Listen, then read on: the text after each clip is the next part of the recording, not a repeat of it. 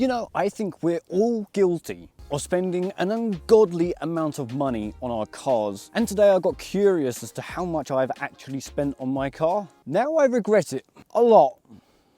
Now, by all means, don't take this video as a complaint in any way, shape or form, because at the end of the day, I love this car and I am happy that I've spent all this money-ish, but I'm happy that I have this car the way it is and running and driving. It was very interesting to find out how much I've actually spent on this car in the last 3.5 years of ownership. It's more than I ever expected. That's a lot of money. That is more than I bought the car for. That is ridiculous. So, first of all, the first things first, this car, I actually bought it for $9,700, which is pretty cheap for an 86. Now, just bear that figure in mind as we go through this mega list. So I'm going to rapid fire this and try and show you on the car as I go round it. So bear with it for the next couple of minutes. So one of the first things I had to do when I bought this car was replace the coilovers, because this had some coilovers on it which weren't that great. So I had to replace them. So I went with BC Racing coilovers, which at the time cost me £899 straight off the bat. First thing I had to get, because the coilovers that were on it when I got it were just screwed. They were done for. However, unfortunately, the rest of this list is not in order. So this isn't in order of the things of how I've had to do them. It's just the order that I've remembered them or found them in my emails and found invoices and things like that. So let's just go through it all. So wheel bearings, I've had to do countless wheel bearings, and all 4 have been done, which roughly totals to £1,045 and 36 pence. Drive shafts, I've been through 3 of them, which are these ones in there, which I know you can't really see, but I've been through 3 of them because of a problem. When you lower these cars, it just puts it all off and basically you just shred the drive shafts to bits. So I've been through 3 of them. Luckily for me, I've been able to get them second hand, which has made it a lot cheaper. Even so, I've spent a total of £214.85 on drive shafts. Hey, I just realised you're watching this video, but you're not even subscribed. Hit that subscribe button. Next up, obviously I had to get the whole engine serviced. I took it to a garage and that cost me £334.26. The next thing is this front lip, which is actually carbon fibre. However, I painted it. You'll see that in one of my old videos as to why I painted that and what is actually going to happen to this lip at some point. However, that lip cost me nothing because I managed to get that free with something else which is on the list. So when I first got this car, this side of the front bumper was actually smashed to pieces. Still unknown as to how it happened, but it was like cable tied together to hold it into one piece. So I had to get a new front bumper. However, I thought I could cheap out and I went and got a second-hand one, which cost me roughly 250 quid. And that is where the front lip came from, because the front lip came with the front bumper. And of course, I had to get that front bumper painted, and that cost me £200. Eventually, it got to the point where that front bumper wasn't working at all, so I went and got the front bumper which I have now, which was brand new from Toyota, and that cost me 350 quid. So the new bumper, this one, the respray on that cost me 350 quid. Next up, wheels. So I actually have had 3 different sets of wheels on this car. The first set of what came on it, so they didn't cost me anything, but I didn't like those. So I sold them and I went and got some Japan racing wheels. I think they're JR6, I'm not entirely sure, but they cost me 250 quid second hand, so these weren't too bad. However, eventually I sold those and I got these wheels which I have on here now, which I bought second hand for £400. They were in a lot better condition when I first got them, but I'm terrible and I've kind of ruined them. Moving on to a more recent modification is these brakes. So all these brakes, the EBC, they cost me £375.21, and that is with a little discount that I will also put in the description below from ARG Performance. So if you want a little discount on brakes or suspension or whatever for your GT86 or BRZ, use the code down below in the description. It'll give you a little discount. Now, I also used to have a big wing on the back here. It was a Rocket Bunny copy, so it was a fake, but it was still real carbon fibre and was pretty damn cool. But I bought that second hand for 250 quid. This air intake,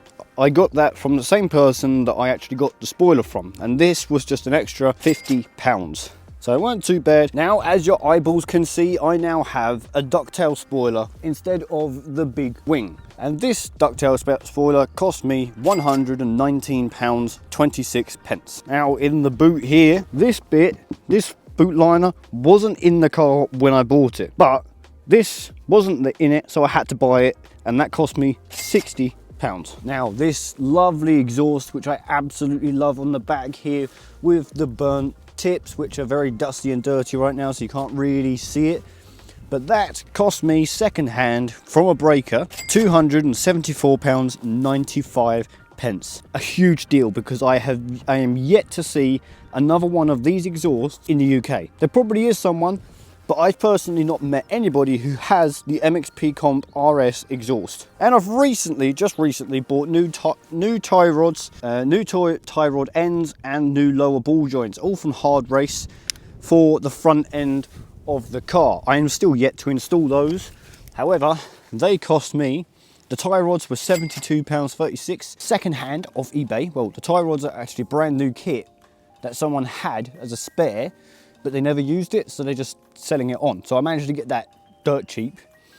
The tie rod ends, they were brand new. That was £161.44.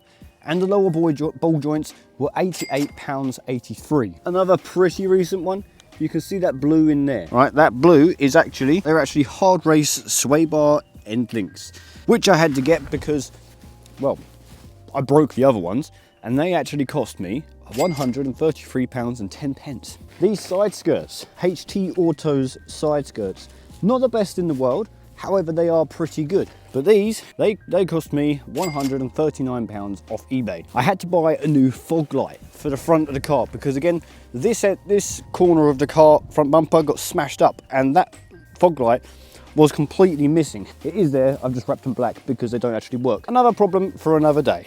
However, that alone, that one fog light cost me £59.99. I also had to buy a towing eye cover because, if you've ever noticed, this doesn't match the front bumper at all because it was sprayed up by me, and I'm not any good at spraying stuff. But that little thing there, that cost me £12.49. So when I first got the car, the rear wheel bearings needed doing, so I had them done. And I bought 2 wheel bearings, but I can't remember exactly how much they cost. I think they were roughly £250 each, both sides. I had them both done. So you can say 500 quid for the wheel bearings, and then I had a garage fit them because I was on a bit of a time crunch and I had to go places, blah, blah, blah. But that cost me 135 quid. Now we're getting into the big stuff, the stuff that has cost me the most money this whole time that I've had the car, the engine rebuild.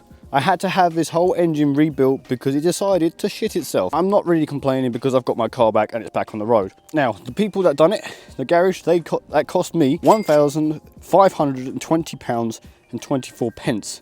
That's for labour and fluids and things like that. I supplied all the parts, and all the parts for that cost me, because I got them in 2 separate orders. So this is order 1. That was £1,592.55. The second order was £530.78. So that was a very expensive engine rebuild. Not the most expensive in the world. Don't get me wrong, there's a lot more expensive things that I could have done. On top of that as well, I also had to get the OEM con rods, because originally I bought forged ones, but they won't work with anything OEM in the engine. So I ended up having to buy OEM con rods, which cost me £412.16. Another very recent thing is I've had to redo the handbrakes on the back here because I was an idiot and I basically smashed it to pieces. But that kit cost me £95.20, which ain't bad actually. I was quite surprised at that. I've also had the rear sway bar bushings done, and those sway bar bushings cost me £51.68. Now, I think that is everything. So there's probably a lot more stuff which I haven't remembered or haven't found in any invoices for or anything like that, which should probably be on this list. But like I say, I can't remember anything else. I think I've got everything. And don't get me wrong, by all means, there are a lot more people out there who are a shit ton more money into their cars. However, the total for all of this stuff, all the parts and all the repairs that I've had done so far, that I can remember for this car is £10,427.71. That's a lot of money. That is more than I bought the car for. So I spent more modifying and repairing this car than what I even bought it for. Now, if you want to include all the parts plus what I bought the car for, so you don't have to do the maths. That is £20,127.71. 20 fucking grand! Now, something else that I also worked out, I did a bit of mathematics because I thought it would be funny to find out. How much fuel have I put in this car? How much money have I spent on fuel this entire time that I've had this car? I worked out I've had this car for 189 weeks. I'm roughly putting in about £50 per week into this car, roughly, give or take, right? So this is a rough figure. All of this is rough figures, apart from how much the parts actually cost. But for 189 weeks at £50 per week, that works out at £9,450. That's a lot of money for fuel, a lot of money. So the overall total, which I've spent completely, including fuel, including parts, including the car, so everything that I've spent on this car, roughly, is £29,577.71. That is a stupid amount of money. I was actually blown away when I found that out, because like I didn't think I'd be that much in. I thought, okay, maybe 20 grand or so, you know. 30 grand? That is ridiculous.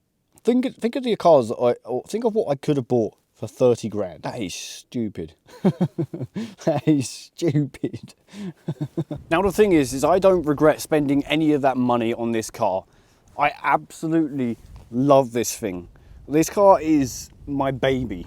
And I can imagine a lot of you can also relate to that, in that your car is like your baby, it's your child, you know. I mean, this is the first car that I've had which really got me into modifying cars and doing all of this stuff, going to car shows, and that, it's like a first car sort of feeling. But there is not a single part of me which regrets spending any of that money on this car. At the end of the day, it has been the most fun car I've ever had. It has allowed me to express my passion for cars, and it has allowed me to make so many friends that I wouldn't have even made if I hadn't had this car. And that to me is a little bit more precious than money. I know that sounds very cheesy, but it's the truth, really. It really is the truth. So I think one of the best things that I can do for this car, which I've spent 30 plus grand on, get it cleaned up, because it's looking awful, absolutely awful. So let's get this cleaned up, get it polished, and get it looking nice. Well, there we go. The car is now clean. It's not been polished because it turns out that my polisher is actually broken. So I'll have to get a new one and get around to that at some point. Either that or I might just get it professionally done. But it looks a lot better than it did earlier, as you can see, apart from all the swirl marks and terrible paintwork. So that's the problem I've got to sort out. More money to spend on the car. So thank you for watching this video. If you found this even just a little bit interesting, hit that like button, and I'll see you guys in the next video. Peace.